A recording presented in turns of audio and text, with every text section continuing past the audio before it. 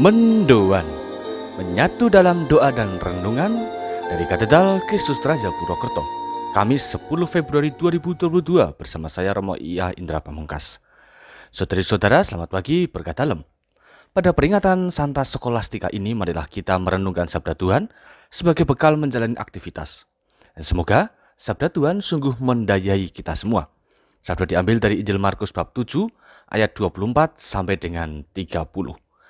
Dalam nama Bapa dan Putra dan Roh Kudus. Amin. Tuhan bersamamu dan bersama rohmu. Inilah Injil suci menurut Markus. Dimuliakanlah Tuhan. Pada waktu itu, Yesus meninggalkan daerah Galilea dan berangkat ke daerah Tirus. Ia masuk ke sebuah rumah dan tidak mau bahwa ada orang yang mengetahuinya. Tetapi, kedatangannya tidak dapat dirahasiakan. Malah di situ ada seorang ibu yang anak perempuannya kerasukan roh jahat. Begitu mendengar tentang Yesus, ibu itu datang dan tersungkur di depan kakinya. Ibu itu seorang Yunani berkebangsaan Siro-Fenisia. Ia mohon kepada Yesus agar mengusir setan dari anaknya. Yesus lalu berkata kepadanya, "Biarlah anak-anak kenyang dahulu, tidak patut mengambil roti yang disediakan bagi anak-anak, lalu melemparkannya kepada anjing." Tetapi ibu itu menjawab, "Benar Tuhan, tetapi anjing di bawah meja pun makan remah-remah yang dijatuhkan anak-anak."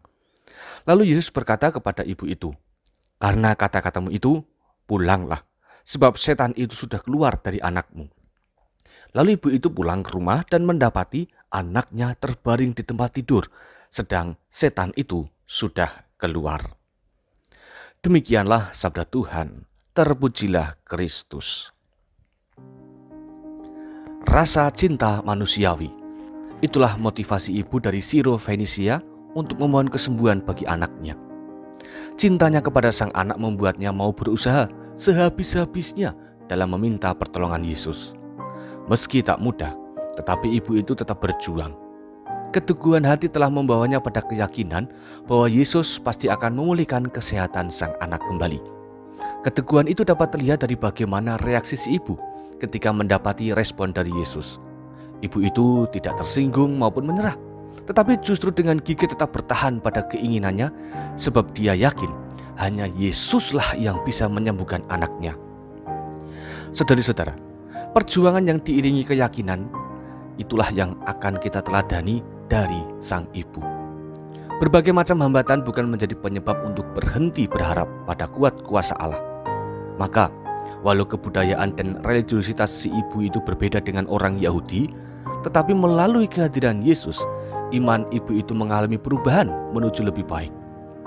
Iman yang disemangati cinta kasih inilah yang akhirnya dilihat oleh Yesus, sehingga si ibu mendapatkan apa yang dimohonkannya.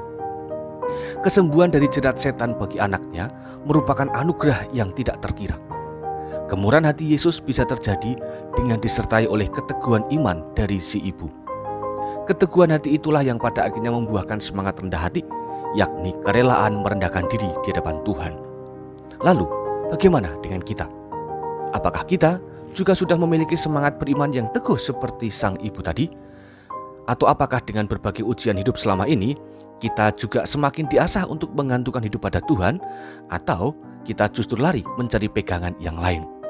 Maka saudari-saudara, mari kita mohon rahmat Allah agar bisa meneladani sikap batin dan keyakinan tangguh yang mantap kepada Tuhan, sehingga mampu untuk menjalankan roda kehidupan masing-masing dalam limpahan berkat dan rahmat-Nya. Semoga demikian. Mari kita berdoa. Allah Bapa Maha Kuasa, angkatlah kami dari segala macam kesombongan dan ketidakpedulian, agar diganti oleh semangat mengasihi dan beriman penuh kepadamu. Tuntunlah kami ke dalam karya-Mu, sehingga kami mampu menyatukan rencana pribadi ini bersama dengan kehendak-Mu. Dan bersihkanlah kami dari segala kejahatan, serta kuatkanlah iman kami, agar iman pada akhirnya menjadi penuntun hidup kami sehari-hari. Dikau kami muliakan, kini dan sepanjang masa. Amin. Tuhan bersamamu dan bersama rohmu. Kita semua, keluarga kita, mereka yang kita cintai dan segala rencana-rencana kebaikan kita, senantiasa dalam lindungan dan berkat Allah yang Maha Kuasa, Bapa, Putra, dan Roh Kudus. Amin. Saudari-saudara, selamat beraktivitas. Tuhan memberkati. Salam mendoan.